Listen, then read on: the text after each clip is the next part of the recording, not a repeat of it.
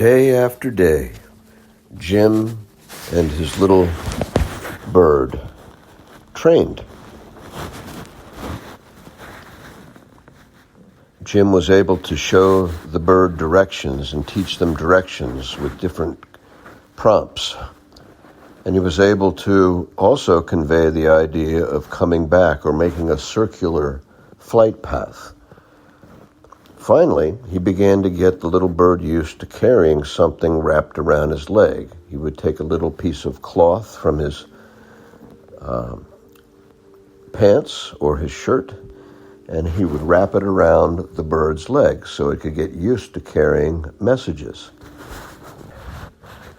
With only 7 days left before he was going to be executed, he knew he had to move fast, and so he did. He wrote a letter in very small handwriting to his wife and his 2 kids. He addressed it to simply the Bartletts,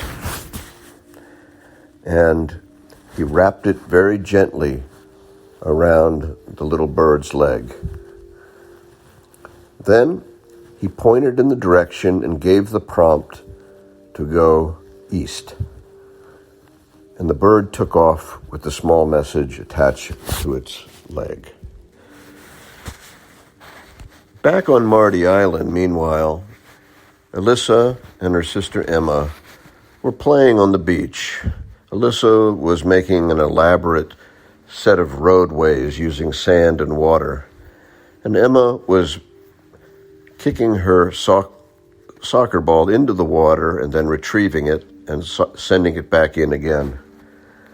Both girls were enjoying the balmy weather of their little Caribbean island, and their beautiful oceanfront but very small house was always a comforting presence behind them.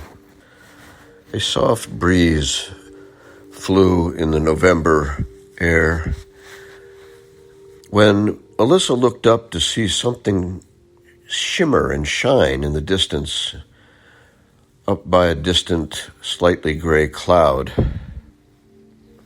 "What's that?" she shouted out to Emma, who couldn't hear her clearly because of the crashing waves not far away. "What?" said Emma, when she finally realized that Elisa was pointing to the sky. "What are you pointing at?" Elisa said, "I think it's a UFO or some kind of flying object up there. Look, it's shimmering." And she pointed directly at what now was apparently a white triangle-shaped thing in the distance coming towards them. Elisa, her sharp mind always working behind the scenes, immediately began to recognize the shape as that of a bird, but not one of the typical seabirds that one could find on the coast of Marty Island. No, this was an unusual bird, a bird really not commonly seen in that area.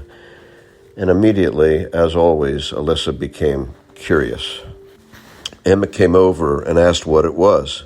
She said, "It's a bird, but it's something shiny on it because it keeps shining kind of a light off it from somewhere. I'm not sure where it is." As the girls looked upward, again the light shimmered and shined, almost like the bird had some sort of mirror attached to it. And as it slowly descended and came towards them, aiming for a sand dune that was about 50 feet away from where they stood, she began to wonder what this bird was doing here. Could it have flown off course? It's not native to this island. She said, "This is very puzzling indeed." When the bird landed, it was obviously some form of dove, and Elisa immediately identified it as such. She also scanned the bird and saw that it had a small item of some sort, like a piece of cloth or something metallic around the bird's foot.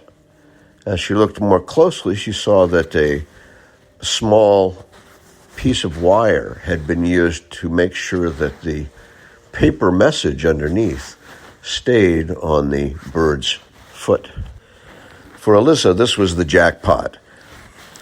Every fiber of her being was alert with inquisitive questions. She was very curious. Why is this bird here, and what is this thing on his leg? Emma ran towards it, and Elisa immediately cried out, "Stop, you're going to scare it away. Stop, Emma."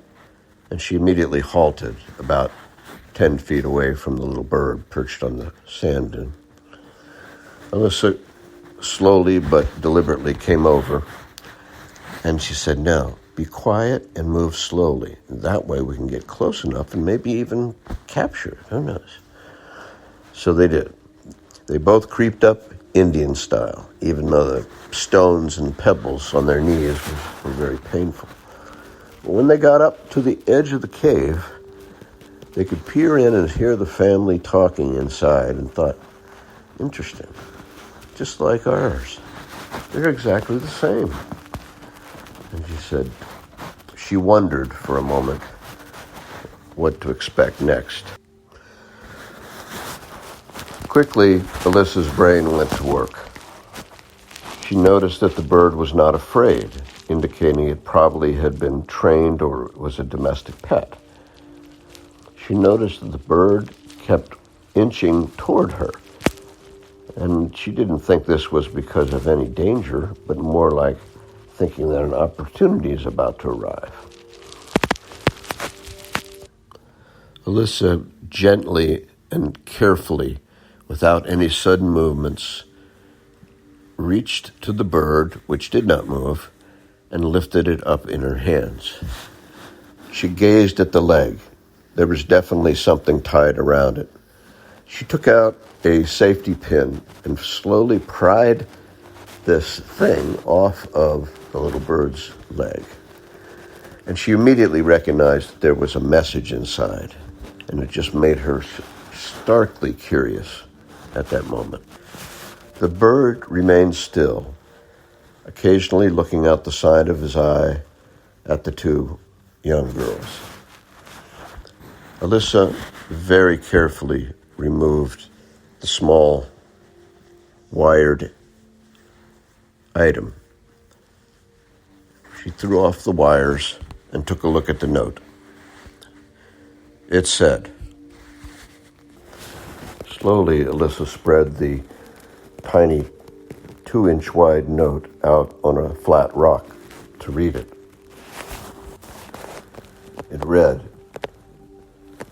"If you find this, please give this to the family living on the east side of the island by the name of Bartlett.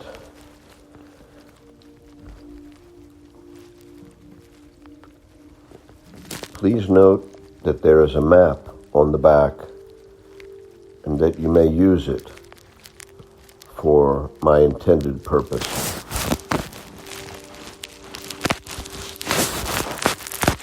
At the bottom, it simply said, someone who cares about you. And that was it.